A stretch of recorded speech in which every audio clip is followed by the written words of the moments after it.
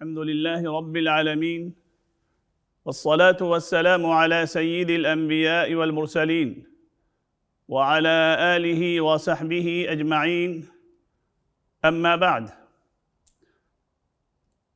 محترم حاضرین، عزیزان گرامی، پچھلے 2 حلقوں میں نے صحابہ کرام کون ہیں اور دین اسلام میں ان کا کیا مقام و مرتبہ ہے اور ان کے بارے میں اہل سنت والجماعت کا کیا عقیدہ ہے اور ہمیں ان سے کیسی عقیدت و محبت رکھنی چاہیے، اور صحابہ کرام پر لعن طعن اور ملامت اور سب و شتم کرنا اور ان کی شان میں گستاخی کرنا کتنا بڑا جرم ہے۔ ان اہم نقطوں پر ہم نے مختصر روشنی ڈالی تھی تاکہ ہمارے دلوں میں صحابہ کرام کی محبت بیٹھ جائے اور ہم ان کے نقش قدم پر چل کر اپنی زندگی کو سنوار سکے اور اپنی آخرت کو بھی سنوار سکے۔ عزیزان ملت، جیسا کہ پچھلے ہفتے میں نے بتلایا تھا کہ صحابہ کرام کی تعداد 1 لاکھ سے زیادہ ہے۔ پھر ان صحابہ کرام میں آپس میں ایک دوسرے کا مقام و مرتبہ ہے۔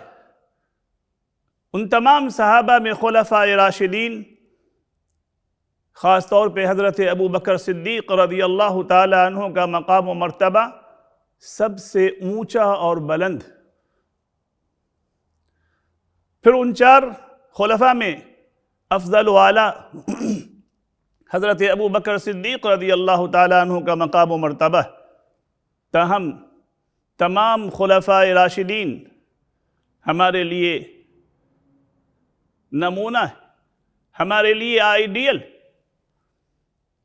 شہدائیان اسلام۔ تو آئیے آج کے اس حلقے میں ہم اس امت کے سب سے افضل ہستی حضرت ابو بکر صدیق رضی اللہ تعالی عنہ، جن کے بارے میں اہل سنت والجماعت کا عقیدہ ہے کہ انبیاء کے بعد پوری انسانیت میں سب سے افضل سیدنا ابو بکر صدیق رضی اللہ تعالی عنہ کا مقام و مرتبہ ہے، جن کے فضائل و مناقب پر اللہ تبارک و تعالی نے قرآن کریم کی آیت نازل کی اور رسول اکرم صلی اللہ علیہ وسلم کی متعدد احادیث ان کی عظمت و برتری کی شہادت دیتی۔ عزیز طلبہ، تو آئیے آج کے اس حلقے میں ہم سیدنا ابو بکر صدیق رضی اللہ تعالی عنہ کی حیات طیبہ کے مختلف گوشے پر روشنی ڈالتے ہیں۔ حضرت ابو بکر صدیق رضی اللہ تعالی عنہ کا اصل نام عبداللہ ہے اور کنیت ابو بکر، اور والد کا نام عثمان بن عامر اور کنیت ابو قحافہ ہے۔ آپ کا تعلق قریش کے اعلیٰ خاندان سے تھا۔ قریش کے 10 معزز ترین گھرانوں میں سے ایک بنو تیم بن مرہ ہے۔ آپ کا حسب و نسب اسی سے ملتا ہے۔ آپ کی والدہ محترمہ کا نام سلمہ بنت صخر اور کنیت ام الخیر۔ حضرت ابو بکر صدیق رضی اللہ تعالی عنہ کا سلسلہ نسب نانی حال اور دادی حال، یعنی والدہ کی طرف سے اور والد کی طرف سے، دونوں طرف سے چھٹی پشت میں جا کر اللہ کے رسول صلی اللہ علیہ وسلم کے سلسلہ نسب مرہ بن کعب سے مل جاتا ہے۔ سیدنا ابو بکر صدیق رضی اللہ تعالی عنہ کئی القاب سے ملقب ہوئے۔ ان میں ہر لقب کی ایک تاریخ ہے، ہر لقب کا ایک واقعہ ہے، جیسے الصدیق، العتیق، الاتقى، الاواہ۔ تاہم ان سب میں سب سے زیادہ جس نام سے آپ کو شہرت ملی، جس لقب سے آپ کو شہرت ملی، جو آپ کے نام کا گویا کہ ایک حصہ بن گیا، وہ صدیق۔ یہی لقب امت کی زبان پر ہے اور یہی آپ کے نام کا گویا کہ حصہ ہے۔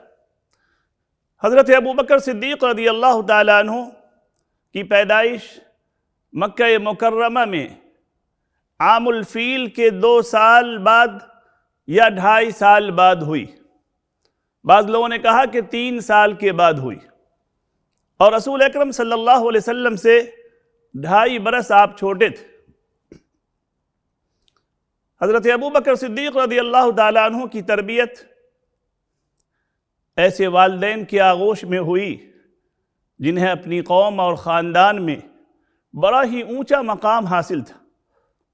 یہی وجہ ہے کہ حضرت ابوبکر صدیق رضی اللہ تعالیٰ عنہ بچپن سے ہی انتہائی شریف طبیعت، بلند اخلاق اور شریف الطبع تھے۔ اللہ کے رسول صلی اللہ علیہ وسلم سے ان کا دوستانہ تعلق بچپن ہی سے تھا، اور اللہ کے رسول صلی اللہ علیہ وسلم کی صداقت و امانت سے بے انتہا متاثر تھے۔ میرے عزیز بچوں، یہی وجہ ہے کہ جب اللہ کے رسول صلی اللہ علیہ وسلم کو نبوت و رسالت سے سرفراز کیا گیا اور آپ نے ایمان کی دعوت دی، تو سب سے پہلے مردوں میں جس نے اسلام قبول کیا، آپ کی دعوت کو قبول کیا، وہ حضرت ابوبکر صدیق رضی اللہ تعالیٰ عنہ تھے، جنہوں نے بغیر کسی تردد کے اللہ کے رسول صلی اللہ علیہ وسلم کی دعوت کو قبول کیا اور اسلام میں داخل ہوئے۔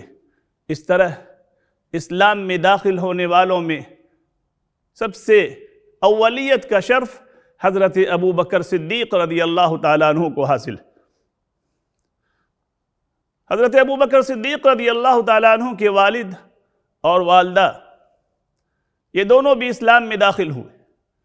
آپ کی والدہ تو دار ارقم ہی میں مکہ مکرمہ میں اسلام میں داخل ہو گئی تھی، لیکن آپ کے والد اسلام لانے میں تاخیر کیے اور فتح مکہ کے موقع پر آپ اسلام میں داخل ہوئے۔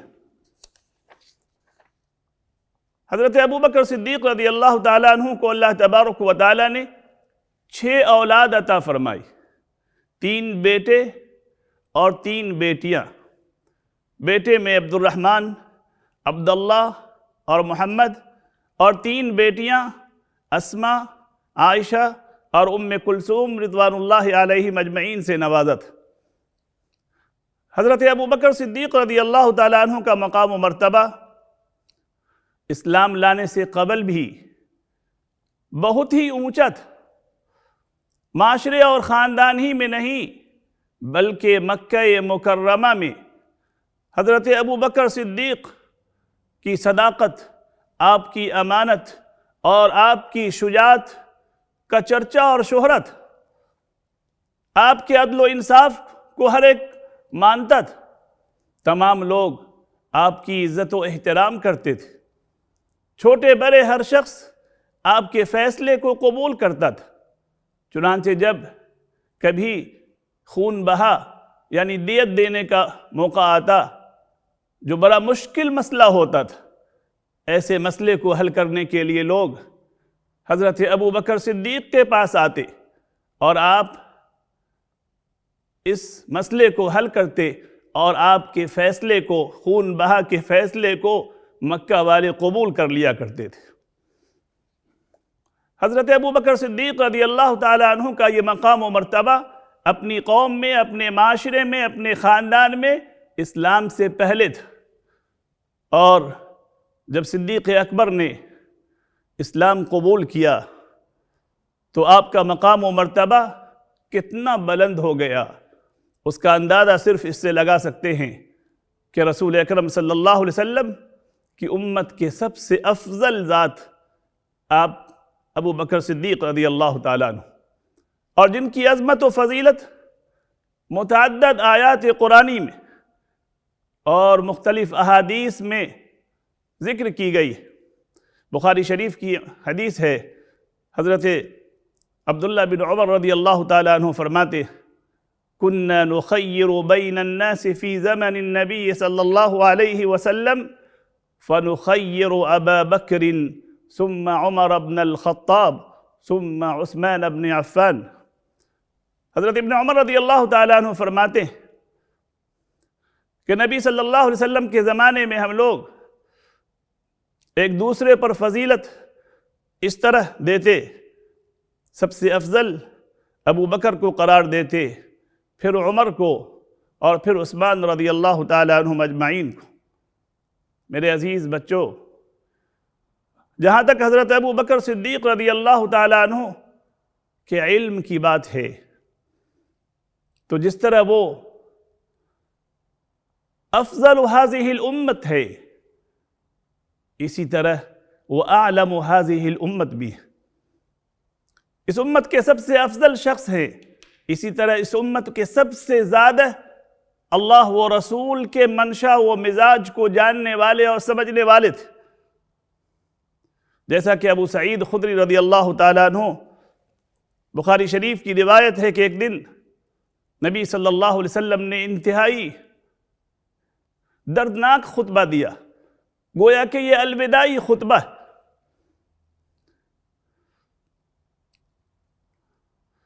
اس میں اللہ کے رسول صلی اللہ علیہ وسلم نے فرمایا ان اللہ خیر عبدا بین ان یؤتیہ من زہرۃ الدنیا ما شاء وبین ما عنده فاختار ما عند اللہ۔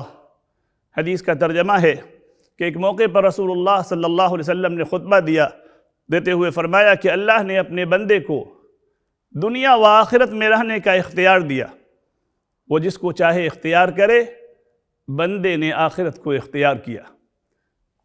حضرت ابو بکر صدیق نے جب یہ خطبہ سنا، زار و قطار رونے لگے۔ حضرت ابو سعید خدری کہتے ہیں کہ میں نے دل میں کہا کہ یہ بوڑھے میاں کیوں رو رہے ہیں، اس میں کون سی ایسی بات؟ تو حضرت ابو بکر صدیق سے جب پوچھا کہ آپ کیوں رو رہے ہیں، حضرت ابو بکر صدیق نے کہا کہ اس میں عبد سے مراد اللہ کے رسول صلی اللہ علیہ وسلم ہیں، اور اللہ کے رسول صلی اللہ علیہ وسلم نے آخرت کو پسند کیا ہے، یعنی اس میں آپ کی وفات کی خبر دی گئی۔ اسی وقت حضرت ابو سعید خدری رحمۃ اللہ علیہ نے فرمایا، ابو سعید خدری رضی اللہ تعالیٰ عنہ نے فرمایا کہ آپ اس امت کے سب سے زیادہ علم رکھنے والے، یعنی اللہ و رسول کی مزاج کو سمجھنے والے۔ تو میرے بزرگوں اور دوستوں، حضرت ابو بکر صدیق جس طرح اس امت کے سب سے افضل انسان تھے، اسی طرح اس امت کے سب سے زیادہ جاننے والے، علم رکھنے والے تھے۔ عزیز القدر طلبہ کرام، حضرت ابو بکر صدیق رضی اللہ تعالی عنہ کی حیات طیبہ کے بے شمار روشن پہلو ہیں۔ ان کو بہت سارے ایسے اعزازات ملے جو اور کسی صحابی رسول کے حصے میں نہیں آئی۔ ان میں سے چند اہم امتیازی خصوصیات کا تذکرہ کرتا ہوں، آپ لوگ انہیں یاد رکھیں۔ نمبر 1، حضرت ابو بکر صدیق پہلے وہ شخص ہیں جنہوں نے مردوں میں اسلام قبول کیا۔ نمبر 2، امت محمدیہ کے پہلے وہ شخص ہیں جنہوں نے اللہ کے رسول کا دفاع کیا اور اس کی وجہ سے مار کھائی، ان کی گردن کو روندا گیا، ان کے سر پر مٹی ڈالی گئی اور جوتوں سے مارا گیا حتیٰ کہ بے ہوش ہو گئے۔ نمبر 3، حضرت ابو بکر صدیق رضی اللہ تعالیٰ عنہ امت کے وہ پہلے شخص ہیں جنہوں نے اللہ کی طرف سے سب سے پہلے لوگوں کو دین کی دعوت دیا، اور ان کی دعوت پر ان کی بیویاں اور بہت سارے لوگ اسلام میں داخل ہوئے، اور ان میں سے 6 ایسے صحابہ اسلام میں داخل ہوئے جو 10 مبشرہ میں سے۔ نمبر 4، حضرت ابو بکر صدیق رضی اللہ تعالیٰ عنہ اکیلے وہ شخص ہیں جنہیں ہجرت کے سفر کا علم تھا، اور جو ہجرت کے موقع پر اللہ کے رسول صلی اللہ علیہ وسلم کے ساتھ رہے اور یار غار ہوئے۔ غار ثور میں بھی آپ اللہ کے نبی صلی اللہ علیہ وسلم کے ساتھ رہے۔ نمبر 5، حضرت ابو بکر صدیق رضی اللہ تعالیٰ عنہ امت کے وہ پہلے شخص ہیں جنہیں اللہ کے رسول صلی اللہ علیہ وسلم نے سن 9 ہجری میں حج کا امیر بنا کر بھیجا۔ حضرت ابو بکر صدیق رضی اللہ تعالیٰ عنہ کو یہ شرف حاصل ہے کہ انہوں نے حضور صلی اللہ علیہ وسلم کی مرض وفات میں آپ کے حکم سے آپ کے مصلی پر امامت کے فرائض انجام دیے۔ حضرت ابو بکر صدیق رضی اللہ تعالی عنہ امت کے وہ پہلے شخص ہیں جنہوں نے قرآن کریم کے متفرق اوراق کو ایک جگہ کتاب کی شکل میں جمع کروایا۔ اس کے علاوہ اور بھی شرف ہے جو حضرت ابو بکر صدیق کے حصے میں آئی، کسی اور صحابی کے حصے میں نہیں آئی۔